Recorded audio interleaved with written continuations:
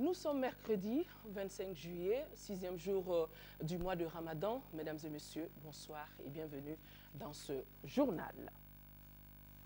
Mercredi, on est jour de Conseil des ministres.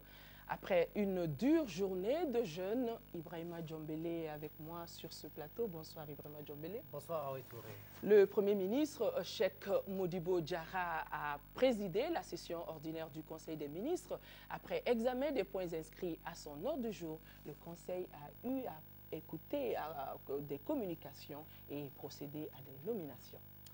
Tout à fait, oui, Touré. Mesdames et messieurs, bonsoir. Et nous commençons par le chapitre des mesures réglementaires. Sur le rapport du ministre de la fonction publique, de la gouvernance et des réformes administratives et politiques, le Conseil des ministres a adopté un projet de décret fixant les conditions d'emploi et de rémunération des membres non fonctionnaires du cabinet du président de la République, du secrétariat général de la présidence, du cabinet du Premier ministre et des cabinets ministériels. Les textes fixant les règles générales d'organisation et de fonctionnement des cabinets du Premier ministre et des ministres disposent que les membres de 10 cabinets sont choisis parmi les nationaux maliens jouissant de leurs droits civiques et politiques et d'une parfaite honorabilité. Ils peuvent être fonctionnaires ou non.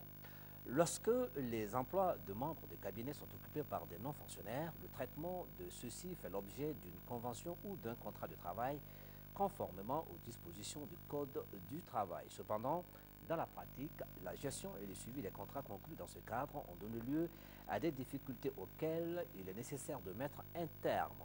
Le présent décret s'inscrit dans ce cadre. Il formalise les conditions d'emploi et de rémunération des membres non fonctionnaires des cabinets du président de la République, du secrétariat général de la présidence de la République, du Premier ministre et des cabinets ministériels dans un texte unique de référence.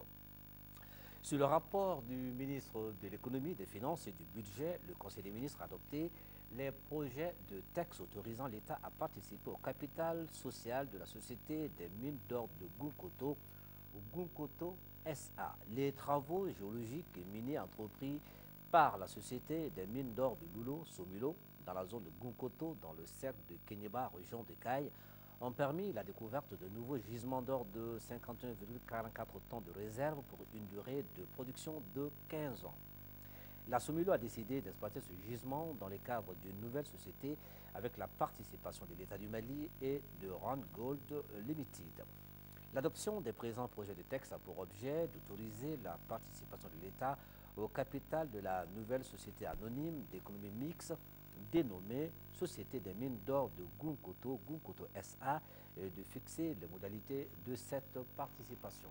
Au terme des textes adoptés, l'État doit participer au capital de la Société des mines d'or de Gounkoto à hauteur de 20%. Au chapitre des mesures individuelles, le Conseil des ministres a procédé aux nominations suivantes au titre du ministère de la Défense et des anciens combattants. Conseil technique, Brahima Mamadou Diallo, magistrat.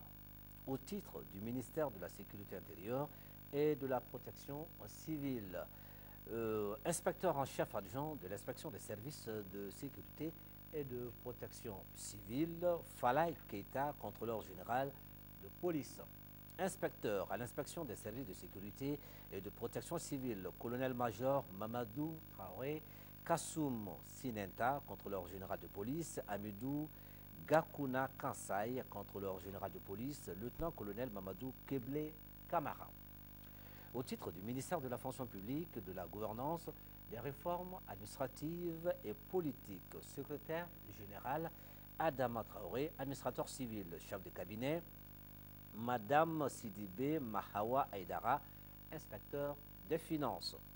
Conseiller technique, Adama Diallo, administrateur civil, Sekoumar Dambélé, administrateur civil, Madame Assitan Moussa Dambélé, inspecteur des services économiques. Chargé de mission, Madame Diao Mariam Kone, journaliste, Salif Fane, juriste. Commissaire au développement institutionnel, Lassine Boiré, inspecteur des services économiques. Au titre du ministère de l'Agriculture, de l'Élevage et de la Pêche, secrétaire général, Cheikh Sidia Diaby, ingénieur de l'agriculture et du génie rural. Chef de cabinet, Cheikh Touré, ingénieur de l'agriculture et du génie rural. Conseil technique, Modibo Sidibé. Magistrat, directeur des finances et du matériel, Madame Orokia Dambélé, inspecteur des finances. Au titre du ministère de l'Artisanat, de la Culture et du Tourisme, chargé de mission, Madame Awa Touré, gestionnaire des entreprises touristiques et hôtellerie, directeur général du Palais de la Culture, Amadou Ampateba, Boubacar Amma Diaby, administrateur des arts et de la culture. Directeur général de l'Office malien du tourisme et de l'hôtellerie, Madame Sissoko Sirimaha Abibatou Diawara, administrateur du tourisme. Au chapitre des communications, au titre de l'action humanitaire, de la solidarité et des personnes âgées. Le Conseil des ministres a examiné une communication relative à la situation des personnes déplacées et des réfugiés maliens dans les pays voisins et les actions entreprises par le gouvernement à leur faveur.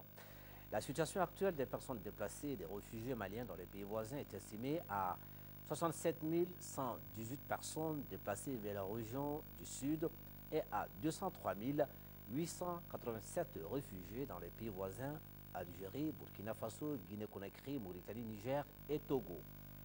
Le gouvernement, en collaboration avec le Haut Conseil islamique, le collectif des ressortissants du Nord, la Croix-Rouge malienne, l'association Cri du Cœur et les agences des Nations Unies en charge de l'action humanitaire ont entrepris l'organisation de convois humanitaires des actions suivantes pour un coût total de 807 500 000 francs CFA. Envoi de 1080 tonnes de vivres et de non-vivres, de médicaments et d'équipements de médicaments, de médecins pour la prise en charge des urgences médicales dans les localités du Nord, notamment Tombouctou, Gao, Kidal, Douarza, Ambori et Gossi. Distribution de 1500 tonnes de vivres et de non-vivres dans les régions du Sud en faveur des populations déplacées. Visite du ministre en charge de l'action humanitaire et d'autres membres du gouvernement sur les sites des personnes déplacées à Mopti, Ségou, Bamako, Sikasso et Kaye. Le ministre de l'Action humanitaire a effectué des missions au Burkina Faso pour rendre visite aux réfugiés maliens en vue de leur apporter un réconfort moral ainsi qu'un appui financier symbolique. La prochaine étape de la visite concernera le Niger et la Mauritanie. Voilà, oui, Touré, ce qu'il fallait retenir du Conseil des ministres de ce mercredi. Merci, Ibrahima.